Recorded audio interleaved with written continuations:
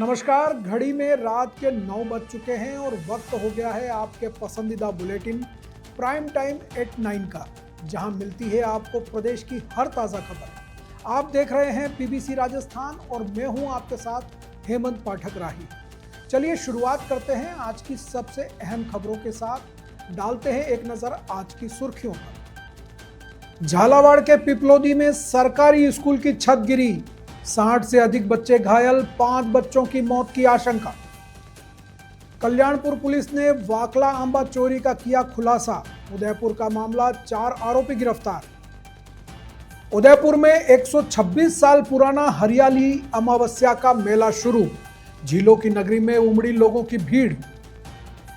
शराब के नशे में बड़े भाई ने छोटे भाई के सिर पर मारी कुल्हाड़ी, बांसवाड़ा जिले के छापरिया गांव में हुई घटना। वागड़ में कांग्रेस को सशक्त करने की रणनीति तय, प्रियंका गांधी को दौरे का न्योता दिया। प्रतापगढ़ में मुक्तिधाम स्थित भैरव दादा और महाकाली मंदिर में हुआ आयोजन, हरियाली अमावस्या पर किए हवन और पूजन। भंवर माताजी में हरियाली अमावस्या पर उमड़ा आस्था का सैलाब, लोगों ने दर्शन और पूजन का लिया लाभ। बिजली गुल होने पर पिता पुत्र ने की जीएसएस कर्मियों से मारपीट, डूंगरपुर जिले के धम्बोला क्षेत्र में 5 गांवों में छाया अंधेरा। बांसवाड़ा जिले में पहली बार आए भूकंप के झटके, लोगों में दहशत बढ़ गई है। रतलाम में पुलिस की बड़ी कार्रवाई, प्याज के नीचे छिपाए 440 किलो डोडा चूरा बरामद। उदयपुर पैसिफिक डेंटल कॉलेज की छात्रा ने किया सुसाइड नोट में कॉलेज स्टाफ पर टॉर्चर का आरोप लगाया। उदयपुर में वीर कालीबाई प्रतिभा सम्मान समारोह हुआ, विधानसभा अध्यक्ष ने किया मेधावियों का सम्मान, जर्जर स्कूल मामलों पर जताई चिंता। स्मार्ट मीटर योजना के विरोध में कांग्रेस का हल्ला बोल, राज्यपाल के नाम ज्ञापन सौंपा, योजना वापस लेने की मांग। उदयपुर में ऐतिहासिक हरियाली अमावस्या मेले में हुए कई आयोजन, महिलाओं ने खूब किया एंजॉय, लहरिया प्रतियोगिता का भी कार्यक्रम हुआ। तो ये थी आज की बड़ी सुर्खियां। अब बढ़ते हैं खबरों की पूरी रिपोर्ट की ओर विस्तार से। झालावाड़ जिले के मनोहर थाना क्षेत्र के राजकीय उच्च प्राथमिक विद्यालय पिपलोदी के भवन की छत अचानक ढह गई, जिसमें 60 से अधिक बच्चे दब गए और करीब 5 बच्चों की मौके पर ही मौत होने की सूचना मिल रही है। घटना की सूचना मिलते ही मौके पर हड़कंप मच गया और आनन फानन में बचाव कार्य शुरू कर दिया गया। जेसीबी की मदद से मलबे को हटाने का काम जारी है और घायल बच्चों को मनोहर थाना सामुदायिक स्वास्थ्य केंद्र ले जाया जा रहा है। स्थानीय लोगों और अभिभावकों में इस हादसे को लेकर भारी आक्रोश है। उनका कहना है कि ऐसे कई मामले लगातार सामने आ रहे हैं जहां स्कूलों की छतें गिर रही हैं, दीवारें ढह रही हैं या फिर बुनियादी सुविधाओं का अभाव है। इस घटना ने एक बार फिर शिक्षा मंत्री की कार्यप्रणाली पर भी सवाल खड़े कर दिए हैं। जनता का आरोप है कि शिक्षा मंत्री केवल वृक्षारोपण जैसे कार्यों में व्यस्त हैं और स्कूलों की खस्ताहाल स्थिति पर उनका ध्यान नहीं है। स्कूलों में बच्चों की सुरक्षा को लेकर गंभीर लापरवाही बरती जा रही है, जिसका खामियाजा मासूम बच्चों को भुगतना पड़ रहा है। आपको बता दें कि पूरे प्रदेश में ऐसे हजारों की संख्या में स्कूल हैं जो पूरी तरह से जर्जर हो चुके हैं। इसके बावजूद बच्चों को वहीं बिठाकर पढ़ाया जा रहा है। लाखों हजारों करोड़ रुपए का बजट आने के बाद भी इन स्कूलों को न तो ठीक किया जा रहा है, न नए स्कूल भवनों का निर्माण हो रहा है। ऐसे में बच्चों की जान लगातार खतरे में बनी हुई है। खासकर मानसून के दिनों में सबसे ज़्यादा खतरा बढ़ जाता है। कई जगह छतें टपक रही हैं, दीवारें ढह रही हैं। बांसवाड़ा राजस्थान का दक्षिण अंचल है और यहाँ पर भी बड़ी संख्या में स्कूलों की ऐसी ही हालत है। स्कूल की बिल्डिंग में सुबह हादसा हुआ और हमारे बच्चे जो स्कूल पढ़ने वाले थे वो इसका शिकार हुए। इस तरह के हादसे को रोकने के लिए संकल्प है, भविष्य में ऐसा कोई हादसा नहीं हो इसके लिए कोशिश करेंगे। शिक्षा विभाग को हमारे निर्देश थे कि कोई भी ऐसा विद्यालय हो जहाँ ऐसा कुछ होने की संभावना हो, उसमें वो छुट्टी कर दें। और जो जर्जर भवन थे उनकी भी हमने सूचना दी, उसमें भी कोई स्कूल का नाम नहीं था। अब इसकी जांच करवाएंगे कि हादसे के क्या कारण है, जो भी दोषी हुए उनके। कितने बच्चे सब मलबे में दबे हुए थे, कितने बच्चे? ऐसी कोई जानकारी मेरे से ज्यादा आपके पास है। जो भी बच्चे दबे हुए थे सब निकाल लिए गए, या तो हॉस्पिटल में है या उनको घर पहुंचा दिया। थाना पंचायत समिति क्षेत्र में पिपलोदी गांव में वो अकस्मात दुर्घटना हुई यानी ट्रेन की क्षति हुई, उसमें 5 बच्चों की डेथ होने की सूचना मेरे पास है। अभी लगभग 20 के आसपास बच्चे गए, नज़दीकी अस्पताल में उनका इलाज चल रही है। सभी अधिकारी वगैरह पहुँच गए, जिला कलेक्टर भी पहुँच गए और प्रिंसिपल सेक्रेटरी जो हमारे शिक्षा विभाग के वो जयपुर से रवाना हुए लगभग 1 घंटा हो गया और मैं भी मुंगेर के दौरे करता हुआ वहाँ जो सूचना मिली मैं रवाना हो गया। अभी यहाँ सर के तौर पर सामान था वो लेकर के मैं निकल रहा हूँ। बिल्डिंग सरकारी स्कूल की बिल्डिंग बेहद खराब है काफ़ी समय से, क्या आइडेंटिटी देखो अभी हमारा सबसे बड़ा काम ये है बच्चों को राहत पहुँचाना, बच्चों का इलाज करना और हम सारा खाने वाला उस पर केंद्रित किया। तो क्या सरकार क्या करो खड़ी बिल्डिंग निर्माण के लिए? सरकार जाँच करवाएगी क्या क्यों कैसे हुई। बारिश के आगे ऐसी घटना है उसकी पुनरावृत्ति के लिए क्या किया जाएगा? जांच नहीं की गई थी क्या? मानसून के दौरान ऐसी बिल्डिंगों की जांच नहीं की गई थी कि ऐसी बिल्डिंग खराब है, कई जगह पे ऐसे हालात और भी बने हुए हैं। हम सूचना प्राप्त करते रहते हैं लेकिन सब प्रबंध कराना तुरंत जरूरी नहीं होता, लेकिन हमने निर्देश दिए हुए कि जहाँ ऐसी जर्जर अवस्था में या मेंटेनेंस मांग रही है, नुकसान हो सकता है तो बच्चों को नहीं। बहुत ऐसी कई जगह टेंट में भी स्कूल चल रहे हैं, इसके लिए क्या वो बात करेंगे अभी। सर आपकी सूचना आपने निर्देश के बाद भी काम नहीं हुआ तो आप क्या खिलाफ इसकी कार्रवाई करेंगे? अभी हमारा सबसे पहले बच्चों को राहत देना है, जो घायल हो रहे हैं उनको बचाना है। भगवान करे सब चल रहे हैं, सब जल्दी स्वस्थ हो जाए, ये भगवान से प्रार्थना। एक सवाल छोटा सा ही है, आप एज ए शिक्षा मंत्री कुल कितने बिल्डिंग आइडेंटिफाई हो पाए जो जड़ जा रहे हैं राजस्थान में? राजस्थान में देखो मेरी एग्जैक्ट संख्या नहीं, लेकिन हज़ारों की संख्या में है। तो क्या कर रहे हैं हम चरणबद्ध तरीके से उनको ठीक करने के ऑर्डर दे रहे हैं। हमने स्वीकृतियाँ जारी कर दी है, लगभग 200 करोड़ रुपए की हमने और मरम्मत योग्य जिन्हों ने उनको ठीक करने की स्वीकृतियाँ जारी की है। उदयपुर जिले के कल्याणपुर थाना पुलिस ने थाना क्षेत्र के वाकला आंबा बस स्टैंड पर स्थित सोने चांदी की दुकान और एक सूने मकान में हुई चोरी का खुलासा कर दिया है। पुलिस ने इस मामले में 4 आरोपियों को गिरफ्तार किया है, जबकि 2 अन्य आरोपी अभी भी फरार हैं। थानाधिकारी राजेश कुमार ने बताया कि इन आरोपियों को परसाद थाना पुलिस ने पहले गिरफ्तार किया था। कल्याणपुर पुलिस ने उन्हें प्रोडक्शन वारंट पर लेकर पूछताछ की तो उन्होंने वाकला आंबा में हुई चोरी की वारदात कबूल कर ली। पुलिस ने आरोपियों को चोरी के घटना स्थल पर ले जाकर पूरी घटना की तस्दीक भी करवाई। इस दौरान घटना स्थल पर आरोपियों को देखने के लिए ग्रामीणों की भीड़ भी उमड़ पड़ी।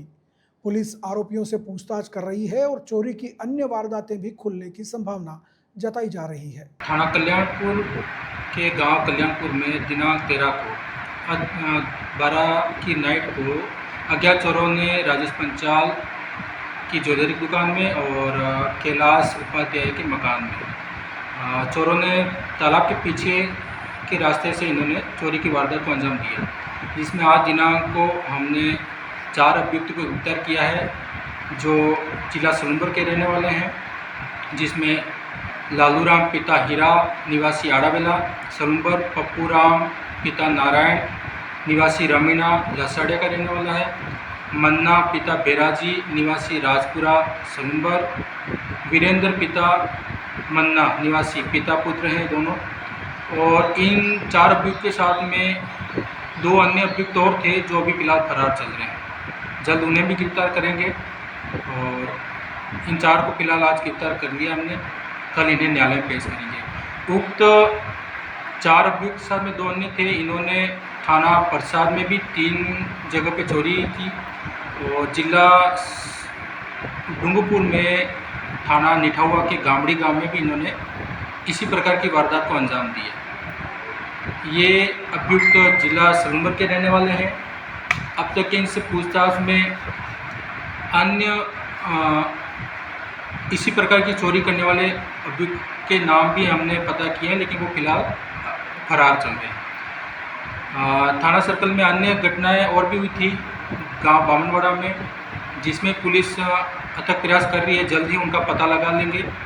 और पूर्व में भी जो चोरी की वारदात कानपुर और पंडेवाड़ा में हुई, उसमें भी हम पता लगाने की पूरा प्रयास करेंगे। ठीक सर, ये जो अभी जो वारदात हुई थी तो क्या इसके पहले उन्होंने रेकी की थी क्या यहाँ पर? हाँ, इन अभियुक्तों ने बताया कि हम पहले दिन करीब दिन में दोपहर 1-2 बजे आए थे और हमने यहाँ कस्बे में घूम फिर के रेकी की और होटल ढाबों पे चाय वाय नाश्ता किया और उस दिन हम रेकी करके चले गए और अगले दिन ही ये रात को करीब 10, साढ़े 10, 11 बजे आ जाते हैं कस्बे में।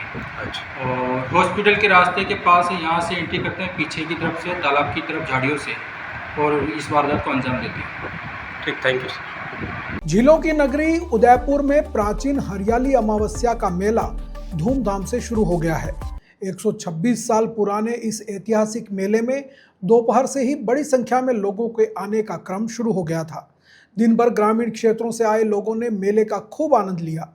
वहीं शाम होते होते शहरी क्षेत्र के लोग भी बड़ी संख्या में पहुंचने लगे।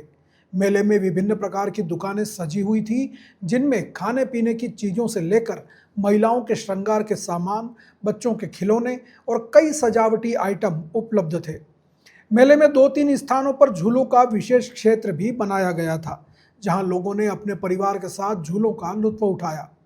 आपको बता दें कि यह मेला उदयपुर के सबसे बड़े पर्यटन स्थल सहेलियों की बाड़ी से गुजरने वाली सहेली मार्ग और फतेह सागर झील की पाल पर आयोजित किया जाता है। यह 2 दिवसीय मेला, जिसके दूसरे दिन केवल महिलाओं को ही प्रवेश की अनुमति होती है और इसका विशेष आकर्षण रहता है।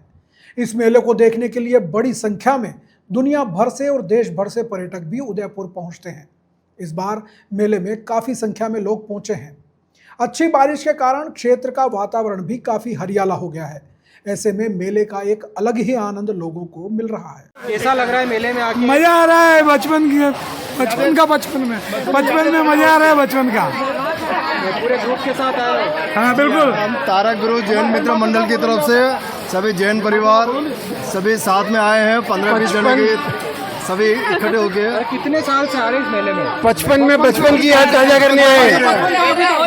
हम सभी यहाँ बचपन की यादें ताजा करने आए। अच्छा, कितने साल से आ रहे हैं? हम लोग तो शुरू से आ ही रहे रेगुलर। 55 साल से हम मेले में आ रहे हैं और हर साल मेले में आते हैं, यही आनंद लेते हैं।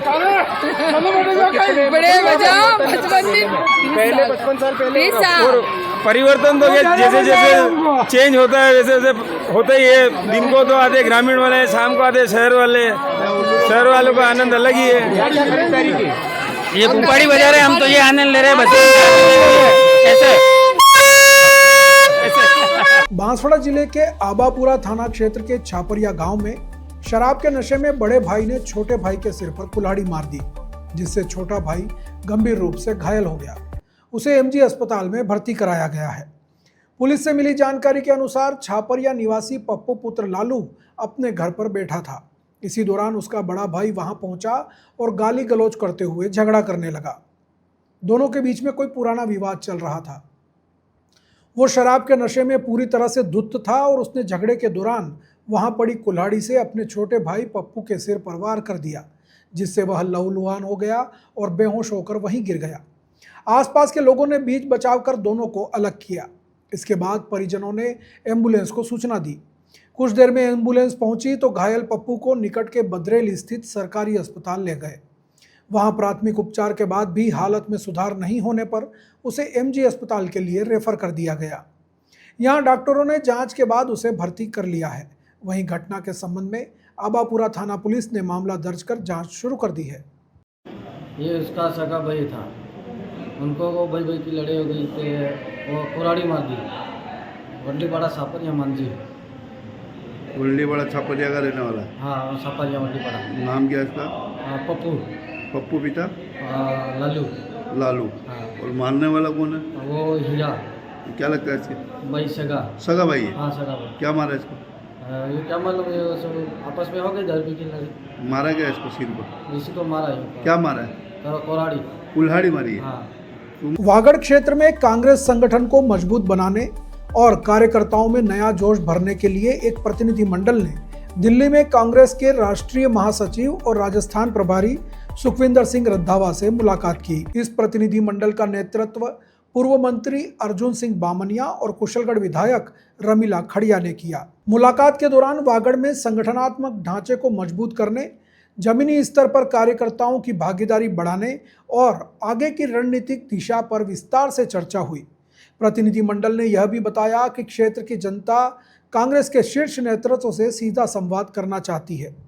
इसी क्रम में प्रतिनिधिमंडल ने कांग्रेस की राष्ट्रीय महासचिव प्रियंका गांधी वाड्रा को वागड़ में दौरा करने के लिए औपचारिक न्योता भी दिया। पार्टी नेतृत्व ने इस प्रस्ताव पर गंभीरता से विचार कर जल्द फैसला लेने का आश्वासन दिया।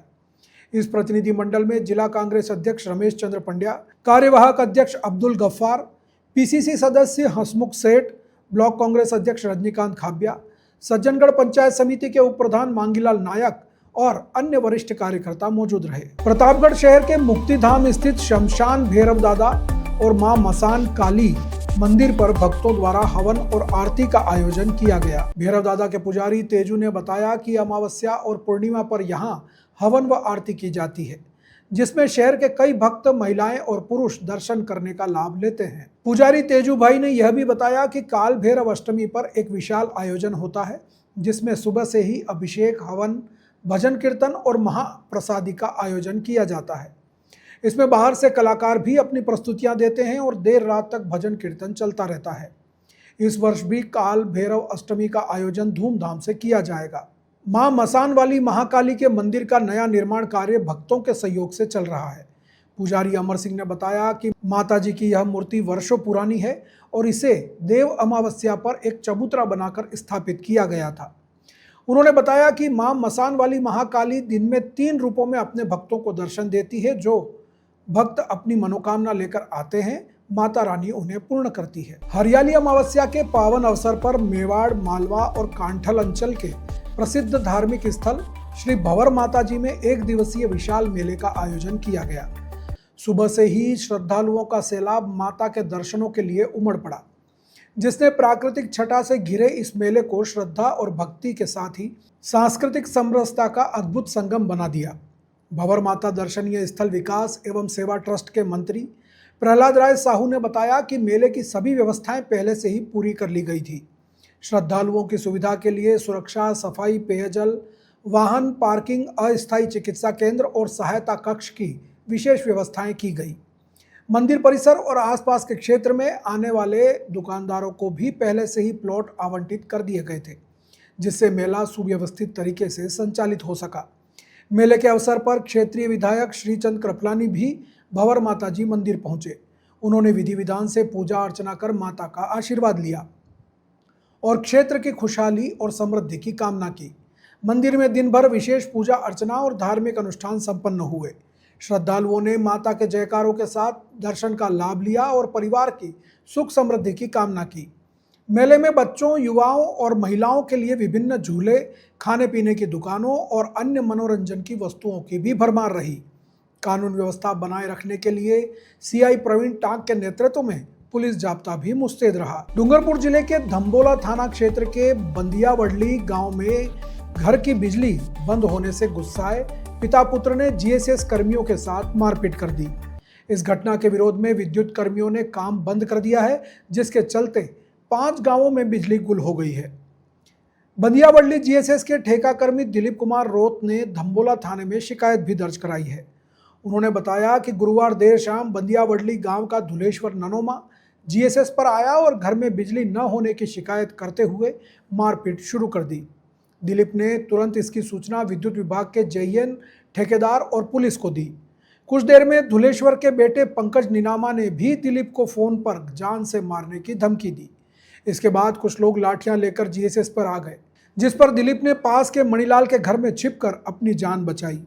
शुक्रवार सुबह पंकज दोबारा लाठी लेकर दिलीप को मारने के लिए दौड़ा, लेकिन अन्य लोगों ने बीच बचाव कर उसे बचाया। पुलिस ने दिलीप की शिकायत पर मामला दर्ज कर लिया है। हालांकि जीएसएस कर्मियों ने घटना के विरोध में और आरोपी पिता पुत्र की गिरफ्तारी न होने तक काम का बहिष्कार कर दिया है। इस कार्य बहिष्कार के कारण जीएसएस से जुड़े 5 गांवों में बिजली आपूर्ति बाधित है और फॉल्ट ठीक नहीं हो पा रहे हैं। मेरा नाम दिलीप कुमार रोत है। मैं बंदियावडली जीएसएस पे ऑपरेटर का काम करता हूँ। मेरे साथ वो धुलेश्वर ननुमा मेरे साथ मारपीट की रात को शाम को 7 बज के आके। उसकी लाइट बंद थी, इसके कारण वो मेरा काम नहीं था, वो GSS लाइनमैन का काम था। फिर भी मेरे साथ गाली गलौज करते हुए मारपीट की। फिर रात को मैंने जैन साहब को फ़ोन किया, जैन साहब ने फिर पुलिस जब्ता भेजा। पुलिस जब्ता के बाद मैं वो उनको साथ दूसरे 2-3 जने बुला के रख लेके आए थे। मैं भाग के फिर दूसरे घर के छुप गया। इस तरह मेरे जानना चाहिए। तो आज सुबह फिर उसने मेरे साथ मारपीट करने आया था। अभी हम दमोला थाने में आए हैं एफआईआर करके तो, और जब तक इसके गिरफ्तार नहीं होगी तब तक हम GSS सप्लाई चालू नहीं होगी। बांसवाड़ा जिले में बीती रात भूकंप के हल्के झटके महसूस किए गए। हालांकि इसकी तीव्रता अधिक नहीं थी, इसलिए कुछ पता नहीं चल पाया। वहीं प्रतापगढ़ के कुछ क्षेत्रों में भी लोगों ने भूकंप के झटके महसूस करने की बात कही। राष्ट्रीय भूकंप विज्ञान केंद्र का कहना है कि बुधवार 23 जुलाई 2025 को रात 10:14 और 48 सेकंड पर बांसवाड़ा में भूकंप आया। इसकी तीव्रता रिक्टर स्केल पर 3.3 दर्ज की गई। भूकंप का केंद्र जमीन से 10 किलोमीटर नीचे बताया जा रहा है। जिस क्षेत्र में भूकंप की हलचल हुई वह घाटोल उपखंड के चुंडई, डूंगर, हिलेज के आसपास का बताया गया। वहीं समीपवर्ती प्रतापगढ़ जिले में भी रात करीब 11:30 बजे कुछ भागों में भूकंप के हल्के झटके महसूस किए गए। बुधवार रात को ही करीब 11:30 बजे प्रतापगढ़ जिला कलेक्टर अंजलि राजौरिया ने जिले के कुछ भागों में भूकंप के हल्के झटकों की सूचना मिलने की जानकारी देते हुए सावधानी बरतने को कहा था। वहीं बांसवाड़ा जिले में पहली बार भूकंप आने से आम जन में भय बना हुआ है और लोगों में चर्चा का विषय बन गया है।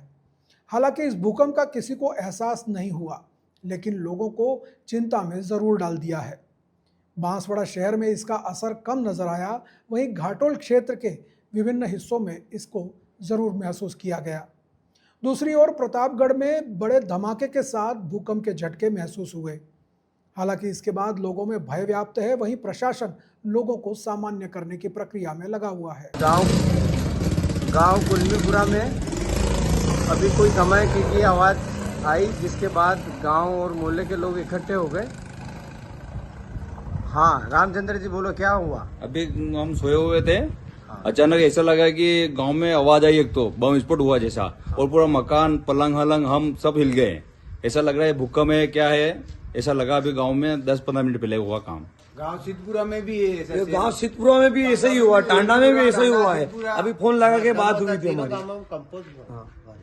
मैं 10:15 बजे घर में सोया हुआ मोबाइल देख रहा था और अचानक एक जोर का धमाका हुआ।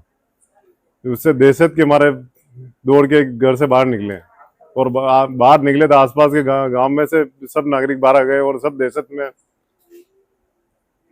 घूम रहे थे बाहर। अभी भी धमाका किस तरह का था? धमाका जैसे बड़ी ब्लास्टिंग हुई, वो ब्लास्ट हुआ वैसे धमाका हुआ, पूरा मकान सब वाइब्रेट हो गए। 10:15 बजे हमारे गांव कुलमीपुरा के अंदर भयंकर एक ब्लास्ट टाइप आवाज आई, जिससे समूचा गांव के जमीन भी धुस गई और पूरा गांव के सभी लोग दहशत के मारे सब बाहर आ गए। अभी भी सभी गांव के लोग बाहर ही है, दहशत में है।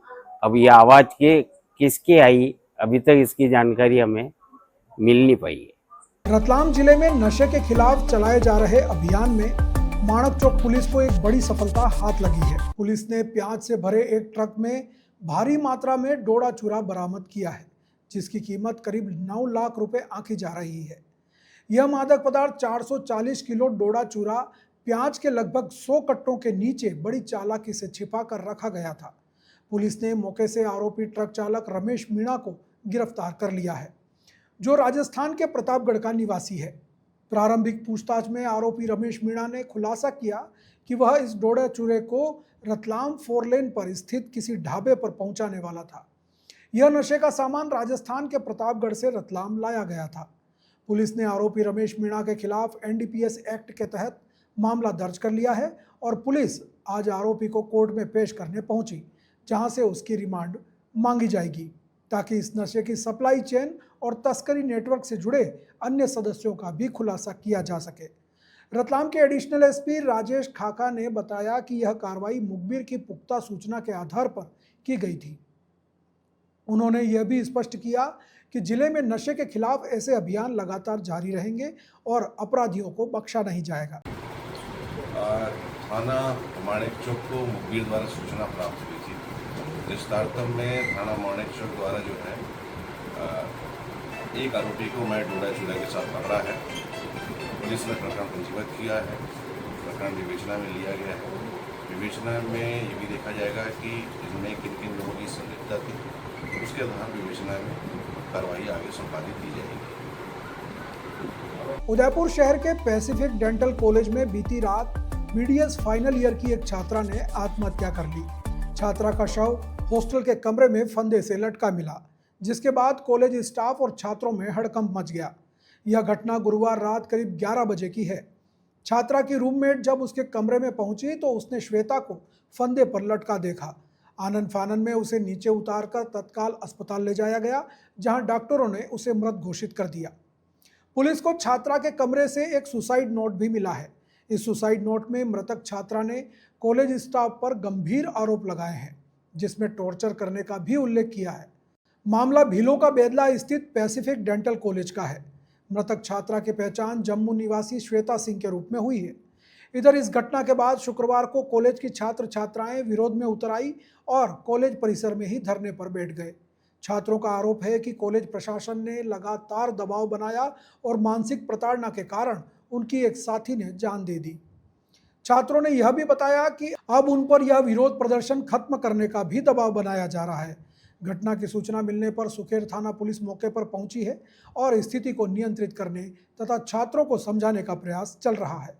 पुलिस ने मामला दर्ज कर लिया है और सुसाइड नोट में लगाए गए आरोपों की जांच शुरू कर दी है। अखिल भारतीय विद्यार्थी परिषद द्वारा उदयपुर के रविंद्रनाथ टैगोर मेडिकल कॉलेज के सभागार में वीर कालीबाई प्रतिभा सम्मान समारोह का भव्य आयोजन किया गया। इस समारोह में 800 से अधिक मेधावी छात्रों को सम्मानित किया गया, जिन्होंने विभिन्न क्षेत्रों में उत्कृष्ट प्रदर्शन किया है। कार्यक्रम में विधानसभा अध्यक्ष वासुदेव देवनानी और जनजाति मंत्री बाबूलाल खराड़ी मुख्य अतिथि के रूप में मौजूद रहे। उन्होंने छात्रों को सम्मानित करते हुए उनके उज्जवल भविष्य की कामना की। मीडिया से बातचीत करते हुए विधानसभा अध्यक्ष देवनानी ने अखिल भारतीय विद्यार्थी परिषद को विश्व का सबसे बड़ा छात्र संगठन बताया। उन्होंने कहा कि ABVP हमेशा छात्रों के हित में कार्य करने और उनकी सेवा में तत्पर रहने वाला संगठन है। झालावाड़ स्कूल हादसे पर दुख जताते हुए उन्होंने कहा कि इस मामले की गहन जांच होनी चाहिए और जो भी दोषी पाए जाए उन पर कड़ी कार्रवाई की जानी चाहिए। विधानसभा अध्यक्ष ने सभी जिला कलेक्टरों को निर्देश दिए कि वे तत्काल अपने अपने जिलों में स्कूल भवनों का निरीक्षण करें और जर्जर हो चुके स्कूलों को चिन्हित करें। उन्होंने यह भी कहा कि ऐसे जर्जर स्कूलों में पढ़ रहे बच्चों के लिए वैकल्पिक बैठने की व्यवस्था की जानी चाहिए ताकि उनकी सुरक्षा सुनिश्चित हो सके। कन्हैयालाल हत्याकांड पर बनी फिल्म उदयपुर फाइल्स के रिलीज मामले पर टिप्पणी करने से देवनानी ने इनकार कर दिया। हालांकि उन्होंने इस मामले पर अपनी राय व्यक्त करते हुए कहा कि कोर्ट में मामला काफ़ी धीरे चल रहा है, जिसमें तेजी होनी चाहिए। जो विद्यालय भवन है बड़ी जर्जर है, कैसे उनकी स्थिति को दुरुस्त किया जाए? घटना ध्यान में आई, बड़ी दुखद और पीड़ादायक है। मैं उन बच्चों के प्रति भी नमन करता हूँ। उनके परिवार अभिभावकों को भी संबल देने के लिए बड़ा पीड़ा के साथ, कष्ट के साथ उनके संवेदना व्यक्त करता हूँ और इसकी पूरी जांच की जाए। जांच करके इसमें कहाँ गैप रहा, शिक्षा मंत्री से भी आग्रह करूँगा और वहाँ के प्रशासन से भी आग्रह करूँगा, इस गहराई में जाकर के इसका तुरंत समाधान करें, दोषियों के खिलाफ कार्रवाई भी करें।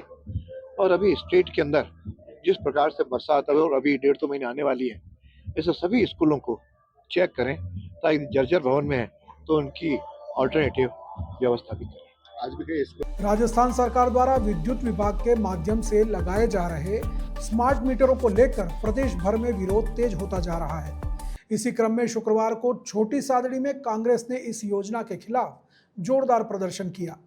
कांग्रेस कार्यकर्ताओं ने उपखंड कार्यालय पर पहुंचकर राज्यपाल के नाम SDM को ज्ञापन सौंपा, जिसमें इस योजना को आम जन विरोधी बताया गया।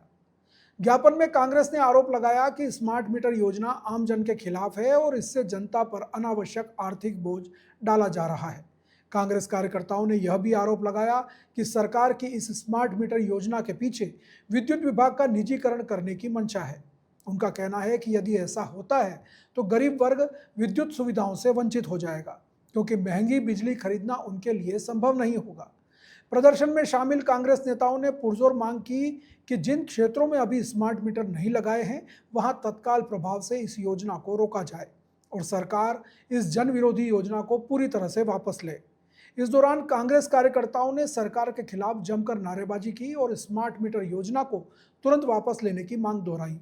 मौके पर बड़ी संख्या में कांग्रेस जन उपस्थित थे, जो इस मुद्दे पर अपना विरोध दर्ज कराने पहुंचे थे। उदयपुर शहर में प्रसिद्ध और 126 साल पुराने हरियाली अमावस्या मेले में दूसरे दिन पूरी तरह से महिलाओं शहर और ग्रामीण क्षेत्रों से बड़ी संख्या में महिलाओं ने उत्साहपूर्वक भाग लिया।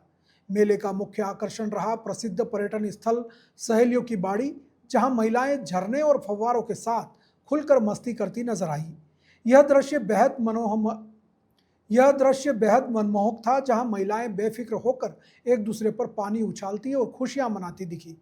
इस अवसर पर नगर निगम की ओर से एक विशेष लहरिया प्रतियोगिता का भी आयोजन किया गया। इस प्रतियोगिता में हिस्सा लेने के लिए कई महिलाएं रंग बिरंगी लहरिया साड़ियां पहनकर सज धज कर मेले में पहुंची थी। उनके पारंपरिक परिधान और उत्साह ने मेले की रौनक को और बढ़ा दिया। प्रतियोगिता में भाग लेने वाली महिलाओं ने अपनी सुंदरता और राजस्थानी संस्कृति का प्रदर्शन किया। लहरिया प्रतियोगिता के साथ साथ मेले में सांस्कृतिक कार्यक्रमों का भी आयोजन किया गया, जिन्होंने दर्शकों का भरपूर मनोरंजन किया। इन कार्यक्रमों में स्थानीय लोक कला और संस्कृति की झलक देखने को मिली। मेले में शामिल हुई महिलाओं ने नगर निगम के इस पहल को काफ़ी सराहा। उन्होंने कहा कि 2 दिन के मेले में एक दिन सिर्फ महिलाओं के लिए होना बेहद अच्छा है। इससे महिलाएं बेफिक्र होकर घूम पाती हैं और खुलकर एंजॉय कर पाती हैं। ये हम आते हैं जब भी टाइम मिलता है, कभी कभी आते रहते हैं। हम यही लोकल यहाँ की हैं, अमल का घाटा साइड के, तो आते रहते हैं, अच्छा लगता है। ये आज क्या सब महिलाएं फ्री होती है तो वही लगता है कि चलो आराम से घूमेंगे फिरेंगे, खाना पीना जो भी करना हो तो करेंगे और सबको अच्छा लगता है। और क्या, और घूमने आए और सब एंजॉय कर रहे हैं। महिलाएं उनको कोई खतरा भी नहीं है। यहाँ पे सब लेडीज़ का ही है अभी, तो आराम से आए। मतलब आप कौन को रहा है साथ में आप? हम, मेरी सिस्टर्स, मेरी देरानी है, ये मेरे बच्चे हैं, ये लड़कियाँ मेरी, सब घूमना है। व्यवस्था किस तरह की क्या है, कैसी है? अभी तो अंदर आए हैं, हमने घूमा भी नहीं है, अभी अंदर भी जाना है। आज रेल मार्च का दूसरा मेला है, महिलाओं के लिए खासकर महिलाओं के लिए हमें बहुत अच्छा लग रहा है, आनंद आ रहा है। बच्चों के साथ एंजॉय कर रहे हैं हम, हमें बहुत अच्छा लग रहा है। किस तरह एंजॉय कर रहे हैं, क्या आपने देखा, आपने क्या खाया पिया? बहुत अच्छा, बहुत खाए पिया और बहुत अच्छा एंजॉय किया। देखने के लिए भी बहुत अच्छी अच्छी चीज़ें हैं। बहुत बच्चों ने बहुत ज़्यादा खास एंजॉय किया है। महिलाओं के लिए खास कर रहता है, महिलाओं के लिए जी, क्या बोल महिलाओं के लिए बहुत अच्छे, महिलाओं के लिए तो अच्छा है, आना चाहिए, महिला को एंजॉय करना चाहिए। साल में एक बार आना ही चाहिए महिला को, तो बहुत अच्छा है। हमें कुल तरह से हमें बहुत अच्छा लग रहा है। और ये साल भर में एक बार आता है। हरियाली अमावस का मेला है, आज दूसरा है। कल आदमियों का, पुरुषों का था, आज महिलाओं का है। तो आज हमें है ना, मेरी मैरिड फर्स्ट ईयर है, तो मैं आज ससुराल वालों के साथ आई हूँ। किस तरह एंजॉय कर रहे हैं आप, किस तरह? हमने पहाड़ियाँ भी बजाई है और ड्रैगन में भी बैठा है, भुट्टी भी खाया है और आइसक्रीम भी खाई है और बहुत एंजॉय कर रहे हैं। अच्छा, ये स्पेशल एक दिन के लिए ही महिलाओं के लिए मेला रहता है, तो कैसा रहता है? क्योंकि सब जगह कॉमन ही रहता है, लेकिन आज महिलाओं के लिए स्पेशल है, तो इसको लेकर क्या कहेंगे? हाँ, ये क्या सावन का महीना है ना, सावन के महीने हरियाली चारों तरफ रहती है और ये महिलाओं का स्पेशल मेला रहता है। मनीषा चौहान है। ये हरियाली अमावस का मेला साल में एक बार लगता है और महिलाओं का होता है, तो बहुत उत्साह से आते हैं हम, क्यों एंजॉय करते, खुल के रहते, क्यों यहाँ जेंट्स और पुरुष का नहीं होता, महिलाओं का नहीं होता, अलग अलग होता है, इसलिए हमें एंजॉय करना पड़ता है। इसलिए क्या क्या खरीदारी करी, दुकानें कैसी रही? दुकानें सब अच्छी रही, खरीदारी हमने कुछ भी नहीं की, अभी सिर्फ एंजॉय कर रहे, अब जाएंगे तब खरीदारी करेंगे। बच्चे भी हैं, डॉलर चक्री में लग रहे हैं यहाँ पर। हाँ, अब करेंगे सब, अभी आए हम, स्टार्टिंग हुआ। आज अकेले हो आप? नहीं, मेरे सासू जी आई है। नहीं सर, आप महिलाओं को ही है और स्वतंत्र रूप से महिला है। हाँ, तो इसीलिए वो सबसे बेस्ट है, जो महिलाओं को होता है ना, वो सबसे बेस्ट होता है। इसलिए किस तरह एंजॉय करते हैं? एंजॉय घूमना फिरना, भुट्टे खाना, हंसी मजाक करना, डोलन में बैठना, ये सब इंजॉय होता है। आम मेले की तरह ये स्पेशल मेला है, तो आप इसको किस तरह से देख रहे हैं, कैसा मजा आ रहा है? इस तरह से देख रहे हैं हम, चारों तरफ हरियाली है, सब महिलाएं खुश हो रही है उस तरफ से। तो ये थी आज की बड़ी खबरें। राज्य की हर छोटी बड़ी हलचल को जानने के लिए जुड़िए हमारे साथ हर रात 9 बजे BBC Rajasthan prime time at 9 पर। अगर आप भी अपने संस्था, क्षेत्र, समाज या संगठन की खबरें हमारे साथ साझा करना चाहते हैं तो हमसे संपर्क करें 9414102499 पर। और राजस्थान की हर ताज़ा जानकारी के लिए फॉलो करें और सब्सक्राइब करें हमारे इंस्टाग्राम और YouTube चैनल BBC राजस्थान को। नमस्कार।